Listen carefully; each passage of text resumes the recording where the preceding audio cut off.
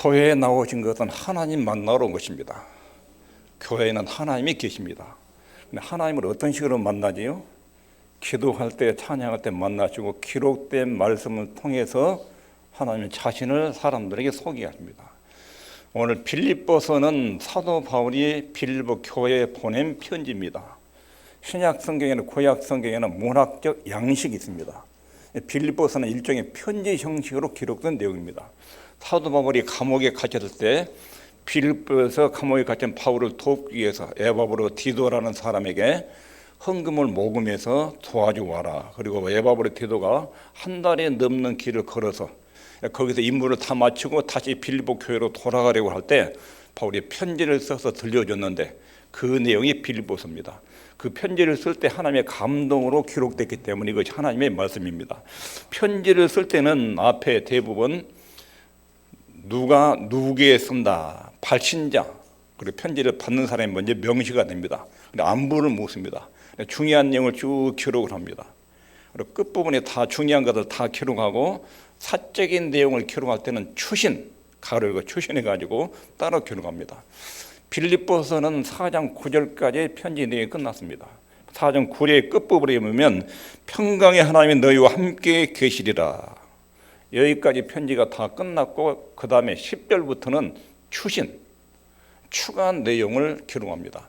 내가 여러분들에게 공적으로 하나님의 진리를 말하고 교훈한 것은 여기서 끝났습니다. 근데 이제 사적으로 한 가지 이야기하는데 여러분들은 나한테 헌금을 모금해서 선물을 보내준 것, 이거 참 고맙다고 표시하고 또 여러분들이 나를 기억하든지 기억하지 않든지 나는 예수님의 공급 안에서 항상 만족합니다. 이것을 이야기하고 고마움도 표시하고 이 내용이 10절부터 20절까지 추신 안에 들어 있습니다. 여기도 굉장히 중요한 진리가 들어 있습니다. 그 13절 내용이 내게 능력 주시는 자 안에서 내가 모든 것을 할 수 있느니라. 이거 여러분들 많이 암송하고 있지요. 이 내용을 통해 하나님 뭘 말씀하시는지 여기 보면 굉장한 승리감이 있습니다. 내가 모든 것을 할 수 있다. 굉장한 자신감이지요. 내게 잘못되면 큰 교만으로 비칩니다. 내가 모든 것을 할 수 있다. 이 뒷부분만 생각하면 큰 승리감인데 앞부분에 내가 그렇게 된 것이 아니라 내 안에 능력 주시는 자 안에서 내게 능력을 주시는 분이 계신데 그분 안에서 모든 것을 할 수 있다. 그래 이 말씀 안에는 큰 승리감이 있고 엄청난 힘이 있는 동시에 겸손함이 있습니다. 이 겸손은 내게 능력 주시는 자 안에서 이게 겸손입니다. 이 뒷부분은 큰 승리감입니다. 동시에 또 하나는 크게 기뻐하고 자랑합니다. 내가 모든 것을 할 수 있다. 큰 자랑거리고 기쁨이지요. 내가 뭐든지 할 수 있다. 근데 앞부분에 내게 능력 주시는 자 안에서 겸손하고 겸비해라. 내가 하는 것이 아니라 내 안에 주님의 권세와 능력이 공급이 돼서 그렇게 된다. 이 내용이 이 안에 같이 녹아 있습니다. 기뻐하고 자랑하라. 갈라디아서 6장 14절에 사도 바울이 그리스도 예수의 십자가 외에는 결코 자랑할 것이 없다. 예수님 빼고 돈 자랑하고 힘 자랑하면 안 된다는 거예요. 예수님 십자가 외에 결코 자랑할 것이 없다. 고린도서 10장 17절에 자랑하는 자는 주 안에서 자랑하라. 자랑인데 항상 주 안에서 자랑해라. 그리고 에레미야서 9장 23절 24절에 자랑하지 말라. 뭘 자랑하지 말라고 그러냐면 용사는 힘을, 부자는 그 돈 자랑하지 말아라. 똑똑한 사람은 자기 지혜 자랑하지 말아라. 자랑하지 말라. 그러니까 자랑하라. 나를 안 것과 나 여호와는 인애와 공평과 정직을 땅에 행하는 자인 줄 깨닫는 것. 이것을 자랑하는 사람은 내가 기쁘다. 자랑해야 될 것과 하지 말아야 될 것을 말씀합니다. 근데 여기서 내게 능력 주시는 자 안에서 내가 모든 것을 할 수 있다. 이건 굉장히 하나님의 자녀로서 자랑거리입니다. 동시에 이것이 교만하게 비추지 않도록 내가 한다 이렇게 되면 교만합니다. 내게 능력 주시는 분이 내 안에서 힘을 주기 때문에 내가 한다. 이게 겸손하고 겸비한 이 내용이 같이 여기에 들어있습니다.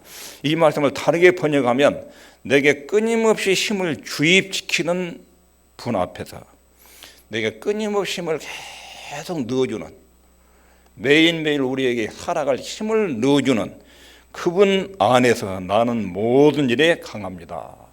번역하면 이렇게 됩니다. 내 스스로 어떤 일을 할 수 있다는 것보다 끊임없이 내 속에 힘을 주입시켜주는 분.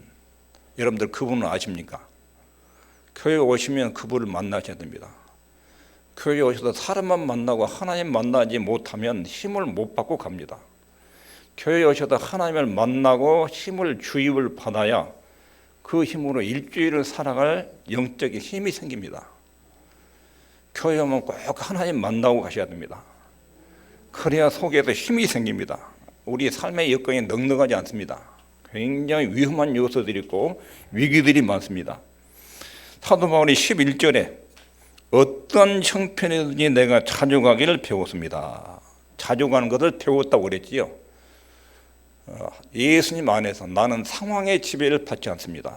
감옥이라는 상황, 배신, 미움, 그리고 환난, 핍박, 내가 이런 상황의 지배를 받지 않고 어떤 처지에 있든지 나는 예수님의 지배를 받습니다. 이게 자족이에요, 자족. 이것을 내가 배웠습니다. 바울은 어떤 형편에서든지 자족할 수 있는 비결을 배웠다고. 근데 11절에 그랬는데 11절에 대한 비밀이 13절이에요.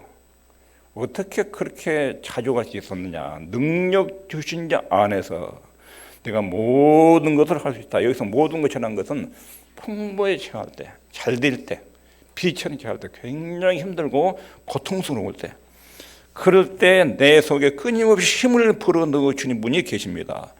그분 안에서 나는 굉장히 강하고 모든 것을 해낼 수 있습니다. 이것이 바울의 인생관입니다. 바울의 인생관의 핵심에는 예수님이 계십니다. 내 인생은 내 능력과 지혜와 꾀로 살아간 게 아니라, 운으로 살아간 게 아니라 주 예수님으로부터 지급받는 힘, 그것으로 내 인생을 살아간다. 그러니까 내 인생은 굉장히 강하다. 이렇게 생각하는 게 바울의 인생관입니다. 예수님은 모든 환경과 모든 경우와 모든 가능성에 대해서 충족한 분입니다. 그분 안에는 하나님의 신성과 능력이 있기 때문에 그분 안에 거해서 그분의 능력을 주입을 받으면 그건 어떤 상황에서도 다 극복할 수 있는 힘이 나옵니다. 그리스도인의 삶은 하나의 생명, 능력, 활동입니다. 요즘 기독교를 오해하는 경우들이 많습니다. 기독교를 사상, 철학으로 이해하는 경우가 있고 교훈을 들어서 실천하는 것, 도덕 종교로 이해하는 경우들이 참 많습니다. 불신자들이 교회를 볼 때는 교회를 그렇게 기대할 수 있습니다. 교회는 도덕적으로 옳은 것, 순결한 게 깨끗한 것을 실천하는 사람들, 교훈을 듣고 실천하는 사람들. 그런데 기독교는 그런 정도가 아닙니다. 생명, 하나님의 생명이 우리 속에서 들어와 있고 하나님의 능력이 우리 속에서 약동하고 있고 인격적인 하나님이라는 분이 내 속에 들어와서 활동을 하는, 이게 생명의 종교랍니다. 생명의 종교, 윤리의 종교가 아니라, 도덕 종교가 아니라, 사상과 철학을 따르는 그런 집단이 아니라 생명, 능력, 활동입니다. 강력한 능력이 우리 주님으로부터 우리에게 공급됩니다. 우리 주님이 우리 속에 들어오셔서 그 능력과 권능으로 우리를 통제하시고 인도하시고 우리는 그 인도를 따라서 살아가는 사람들, 이 사람들이 하나님의 자녀들입니다. 빌립보서 곳곳에서 이런 말씀들을 표현한 것입니다. 1장 6절에서 너희 속에 착한 일을 시작하신 이가 그리스도 예수의 날까지 이루실 줄을 우리가 확신하노라. 여기에 앉아있고 구원받은 사람들 속에는 하나님이 착한 일을 시작하셨어요. 착한 일을 시작했어요.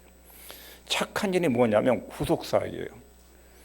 구속사역이 우리 속에 하나님이 어떻게 시작했냐면 먼저 안 믿었을 때 교회로 불러내가지고 자기가 죄인이라는 것을 알게 해요. 교회에 와서 구원받은 사람, 하나님의 자녀가 된 사람은 전에 내가 이렇게 막 살아왔는데 이제 정신 차리고 보니까 창조주 하나님이 계신데 내가 여태 그분을 모르고 내 마음대로 살았구나. 인간에 대한 하나님의 계획과 목적이 있고 그렇게 우리를 땅에 탄생하고 창조해서 보내셨는데 창조주 하나님의 뜻을 위임하고 내 마음대로 살아왔구나 하는 죄에 대한 각성이 일어나요. 그게 하나님이 그 사람 속에서 첫 번째 하신 일이에요. 죄에 대한 각성, 회개가 이루어집니다. 그리고 예수님이 십자가의 은혜 앞에 가서 용서를 받습니다. 그리고 하나님의 자녀라는 신분을 얻고 하나님의 아들, 딸의 권위를 갖게 됩니다. 그리고 영적으로 하나님 안에서 계속 성장합니다. 도덕적으로 분명 사람이 바뀌고 성장합니다. 그리고 어느 날 천국에 가서 완성이 됩니다. 이것을 착한 일이라고, 착한 일. 한번 예수님 우리 속에 찾아내서 구원을 시작하면 천국 갈 때까지 끝장을 보신다. 착한 일을 시작하신 분이 우리 속에 계신다는 것입니다. 그리고 예수의 날까지, 이 말은 재림 때까지, 천국 갈 때까지 이루실 줄 확신한다. 우리 안에서 그런 능력이 약동을 합니다. 하나님 우리 속에서 일하고 역사하십니다. 빌립보서 2장 12절 13절에서도 말합니다. 두렵고 떨림으로 너희 구원을 이루라. 너희 안에서 행하시는 이는 하나님이시니. 여기서도 또 너희 속에서 하나님이 활동하고 계시다. 그리고 자기의 기쁘신 뜻을 위하여 너희로 소원을 두고 행하게 하신다. 하나님이 내 속에 들어오셔서 어떤 소원을 일으켜 주십니다. 소원을. 자신이 기뻐하신 뜻을 우리 속에다가 넣어주고 그게 일종의 소원 형태로 우리 속에서 작용하게 합니다. 우리의 고귀한 생각들, 고상한 소원들, 의로운 성향들, 이것은 하나님께로부터 오는 힘에 의해서 발생하는 것입니다. 그것이 우리의 활동이고 또 하나님이 우리 속에서 활동할 때 나타나는 현상들입니다. 에베소 교인들에게 바울이 기도할 때 에베소 1장 19절 20절 그 힘의 강력으로 역사하심을 따라 하나님의 그 속에서 자기 백성들 속에서 큰 힘으로 역사하신다. 20절에 그 능력이 그리스도 안에서 역사하사 에베소 2장 10절에 그리스도 예수 안에서 3장 20절에 우리 가운데 역사하시는 능력대로. 이 내용들은 계속 지금 성경이 뭘 말하고 있냐면 전형적인 그리스도인의 삶에 대해서 말씀하는 신약의 교리입니다. 성경적 교리. 예수 믿는 사람은 그 속에 주님이 능력으로 활동하신다. 선한 소원을 주신다. 생명, 능력이 그 속에서 약통한다. 생명이 없이 그냥 도덕, 윤리, 실천, 이런 교훈, 이런 종교가 아니라 살아계신 하나님이 내 속에서 살아서 움직이는, 활동하는, 이게 하나님의 백성, 새 생명을 받은 사람의 특성입니다. 그리스도인은 새 생명을 받은 사람입니다. 전에 예수 믿기 전에 가졌던 사고방식과 틀이 아니라 새로운 원리와 생명이 내 속에다 새롭게 작동하는 그런 사람들, 하나님의 자녀들입니다. 하나님의 생명이 하나님의 자녀가 되게 하고 하나님의 자녀답게 살도록 역사하십니다. 이게 그리스도입니다. 바울이 능력 주시는 자 안에서 모든 것을 할 수 있다. 어떻게 이렇게 됐는가? 바울이 어떻게 이런 사람이 됐는가? 이렇게 된 거입니다. 자기 소양, 훈련, 이렇게 된 것이 아닙니다. 유교, 회교, 불교, 신두교, 기타 종교는 모두 자기 소양을 통해서 어느 경지에 이르는 것입니다. 자기 소양.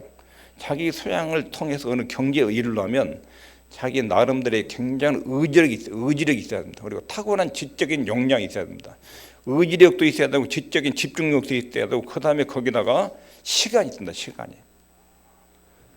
그러니까 일에 바쁜 사람은 절에 다녀서 부처님 못 따라갑니다. 언제 시간, 수행할 시간이 없으니까 맨날 현장에서 일해야 되니까. 그리고 어느 정도의 지적인 선율도 있어야 되고 자기 의지력도 있어야 어느 수양을 통해서 어느 단계에 이르게 됩니다. 바울은 이렇게 자기 수준에 이른 것이 아닙니다. 기독교의 생명은 그렇게 된 것이 아닙니다. 하나님의 생명과 능력에 연결되는 것입니다. 나는 포도나무, 너희는 가지. 저가 내 안에 내가 저 안에 있으면 이 사람은 저절로 과실을 맺나니. 예수 믿는 사람은 예수님 안에 있으면 됩니다. 그리고 주님으로부터 끊임없이 영적인 양분을 공급을 받습니다. 흡수를 합니다. 하나님으로부터 양분을 흡수해서 자랍니다. 그리스도 안에, 너희 안에 행하신 하나님, 이거 신약 성경의 표현들입니다. 그리스도인의 특징은 너희 안에 행하신 하나님, 착한 일을 시작하신 네가, 예수님이 생명이 우리 속에 들어와도 그분이 우리 속에서 막 약동을 하는 것입니다. 바울은 예수님이 자기 속에 큰 능력과 힘을 넣어주시기 때문에 나는 강하고 모든 일을 해낼 수 있다, 이렇게 말하는 것입니다. 그리고 그 능력과 원동력과 활동의 힘이 예수님으로부터 나온다고. 내게 능력 주시는 자 안에서 내가 모든 것을 할 수 있느니라. 바울이 지금 이 신앙 고백을 어디서 하고 있지요? 13절 신앙 고백이 어디서 이루어지고 있어요? 내게 능력 주신 자 안에서 내가 모든 것을 할 수 있느니라. 지금 바울은 로마 감옥에 갇혀 있습니다. 로마 감옥에. 행복한 상태가 아닙니다. 온갖 상황 속에서 낙심도 경험했습니다. 수없이 얻어맞기도 했습니다. 핍박을 많이 당했습니다. 조롱도 많이 겪었고 매를 맞은 것도 39대씩 3번을 맞았다. 폐장으로 맞았다. 맞고 혼절하게 됐다. 강의 위험, 광도임, 굶주림, 기근, 핍박 수없이 겪었다. 아주 잔혹한 성교를 당할 줄 모르는 감옥에 갇혔다. 이번 로마 감옥에 투옥됐는데 재판 결과로 사형이 언도될 수 있습니다. 그런 상황 속에 있습니다. 끊임없이 능력을 불어넣으신 분이 모든 환경에서 핍박, 기근, 굶주림, 매를 맞을 때 감옥 생활, 근데 끊임없이 자기 속에 능력을 넣어주는 분, 집어넣어준 분, 그분의 힘으로, 그분의 능력으로 나는 핍박도 견딜 수 있고 감옥 생활도 견딜 수 있고 나는 예수님이 나한테 주입해주는 그 힘으로 다 이겨낼 수 있다. 이게 이 고백입니다.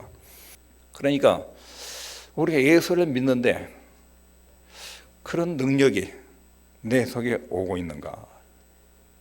여기도 가장 중요한 것이 주님과의 바른 관계입니다. 바른 관계. 주님이 계속 나한테 그런 힘을 주입해 주는 그런 관계. 그런 관계 속에서 이런 힘이 들어옵니다. 내게 능력 주시지 않아서 여기 조심해야 될 것이 있습니다. 13절 오해와 혼란이 있습니다. 하나는 나만 강조할 때 뒤에 내가 모든 것들을 할 수 있다. 이 뒤에 나만 강조하는 거. 이건 지독한 교만입니다. 큰 교만. 이거 조심해야 돼요. 이렇게 본문을 해석하면 안 돼요. 내가 모든 것 할 수 있다. 이것은 한쪽 50%지요. 또 하나 혼란은 나를 말살하는 건 나를.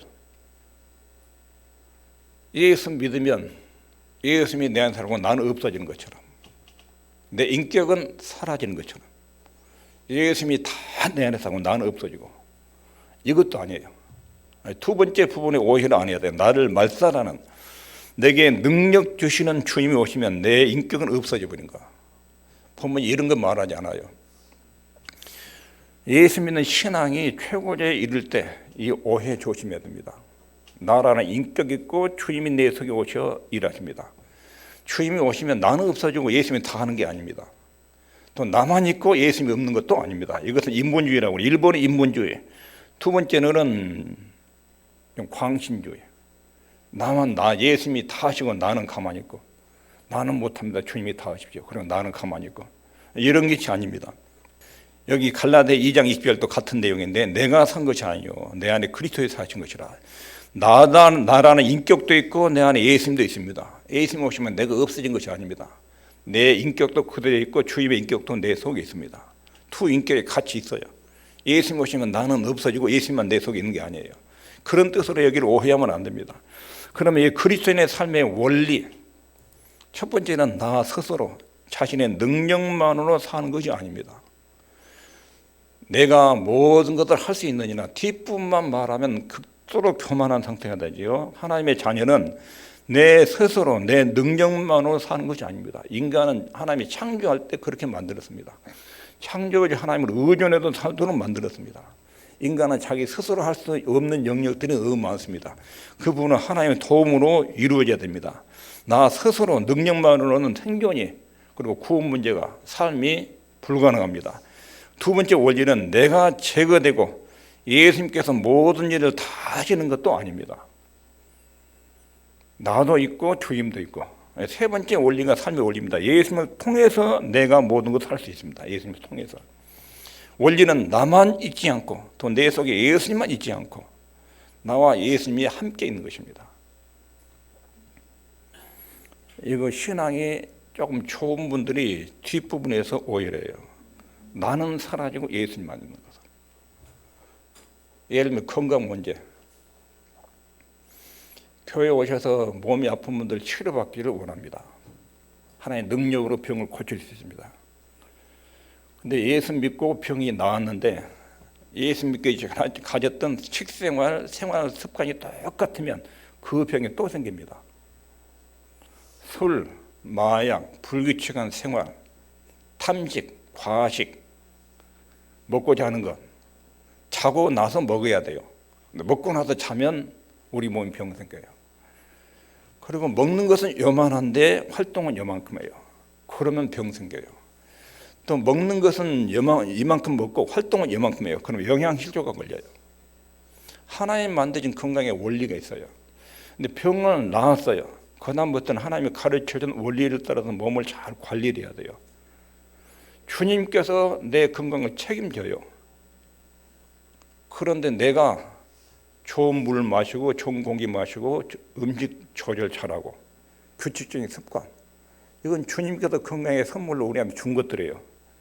근데 주님이 내 건강 알아서 책임져 주십시오. 그리고 나는 마음대로 살아버려요.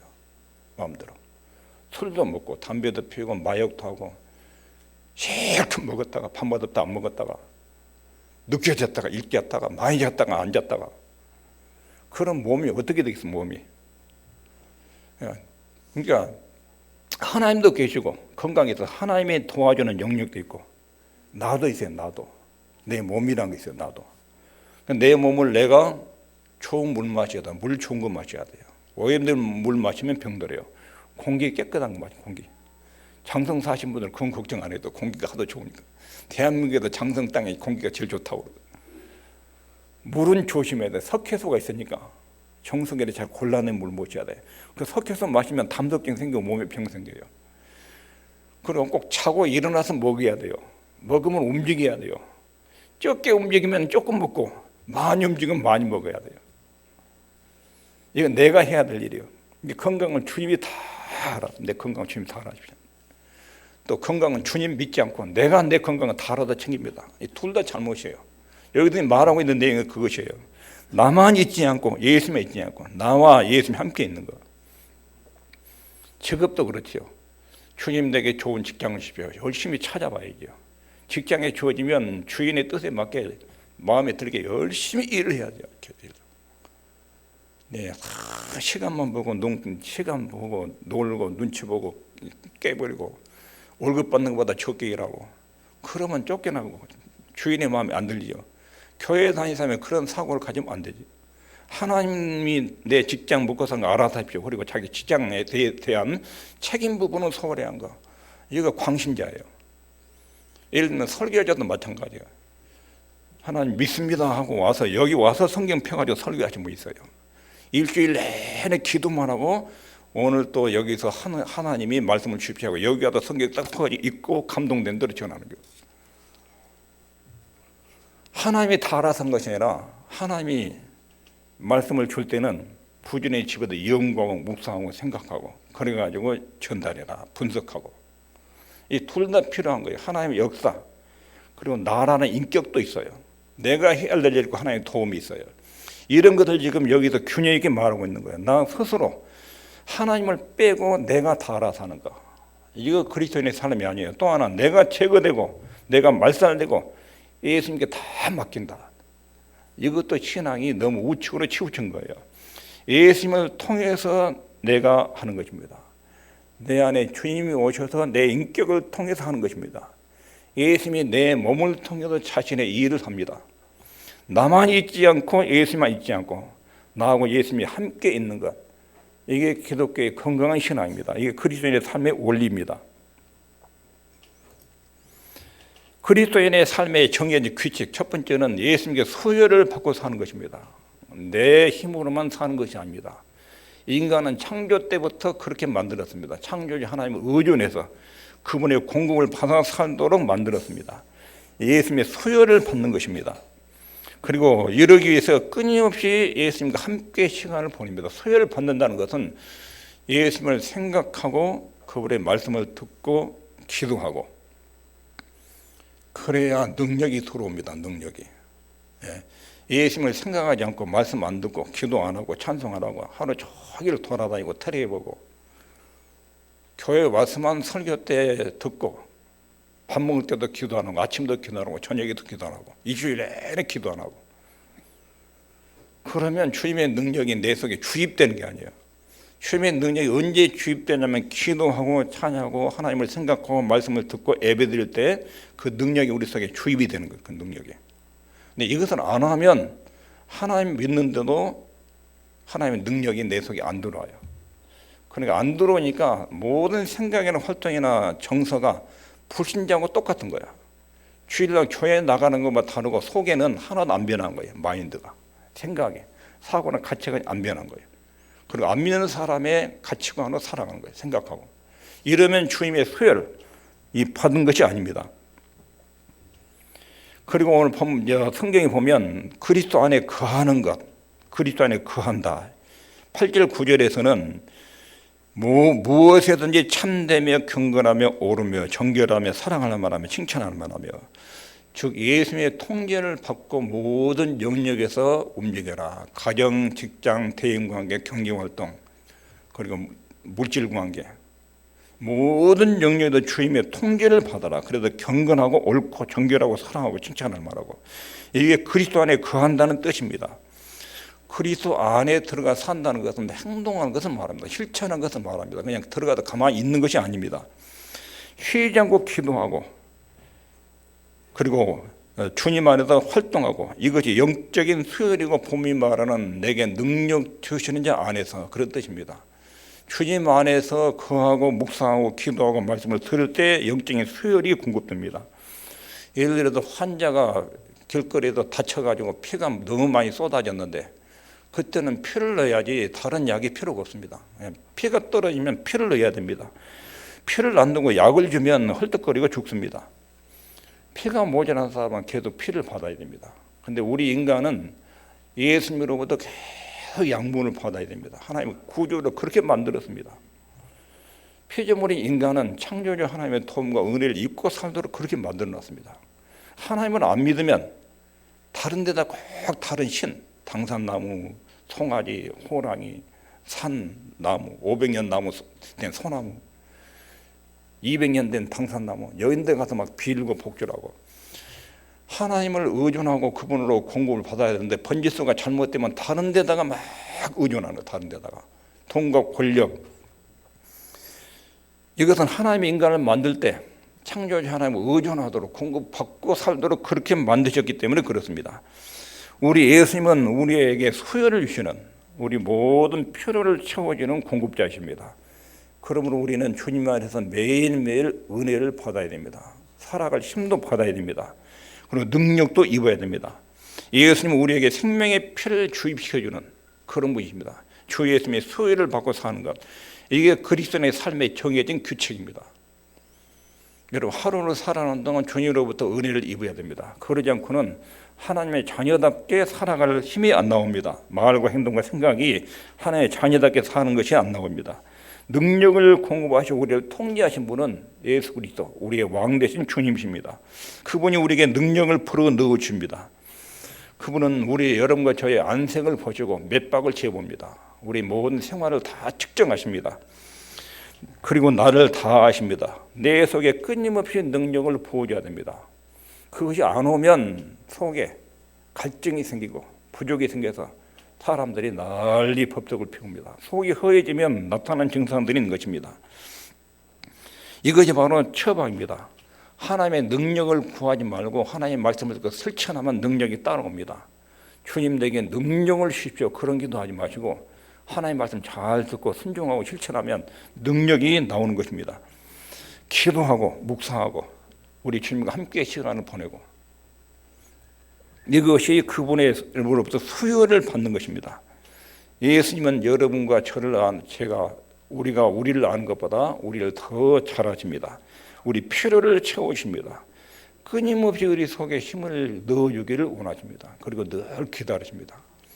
그런데 예수 믿는 사람이 도와주라는 소리를 안 합니다. 하나님께 도와주라고 소리를 안 하고 일이 잘 되면 자기 실력으로 되는 줄 알고 교만하니까 그때는 주님이 안 도와줍니다. 도와주는 소리를 안 하면 안 도와줍니다. 매일 도와주라고 은혜를 구하면, 그렇게 해서 일이 풀리면 주님의 도움이 오늘 내게 이렇게 있었구나 인정하지요. 알게 되지요. 근데 기도 안 하고 잘 되면 자기가 잘나서 우연히 잘 돼서 운이 좋아서 이런 쪽으로 돌리기 때문에 하나님이 그렇게 역사하지 않습니다. 자, 오늘 말씀을 정리하면 내게 능력 주시는 자 안에서 내가 모든 것을 할 수 있는 자, 다르게 번역하면 내게 끊임없이 힘을 주입시켜주는 분, 끊임없이 내게 힘을 넣어주는 분, 그분 안에서 나는 모든 일이 강합니다. 여러분 속에서 걱정이 있고 염려가 있고 근심이 있고 약하다고 느낀 부분은 힘이 주입이 안 돼서 그렇습니다. 원래 우리는 그런데 예수님으로부터 힘의 주입이 안 되니까 그런 약한 부분이 생긴 것입니다. 여기서 조심해야 할 건 나만 강조되거나 내가 말살되어서도 안 됩니다. 이 말씀의 뜻은 뒤에 것만 강조되면 안 되면 나는 모든 일에 강하다. 이것만 강조해서도 안 됩니다. 또 내가 말살돼도 안 됩니다. 주님이 내 안에서 다 하신다. 나는 없다. 이것도 조심해야 됩니다. 예수님이 나와 함께, 주님이 나와 함께 계신다. 그리고 그리스도인의 삶은 예수님과 접촉과 교제를 통해서 주님과의 끊임없는 접촉 교제, 이것이 수혈이에요. 수혈. 그 힘으로 삽니다. 그리고 그 힘으로 내가 사는 것입니다. 주님이 내 속에서 나와 함께 사는 것, 이게 하나님 백성의 삶의 모습입니다. 기도하겠습니다.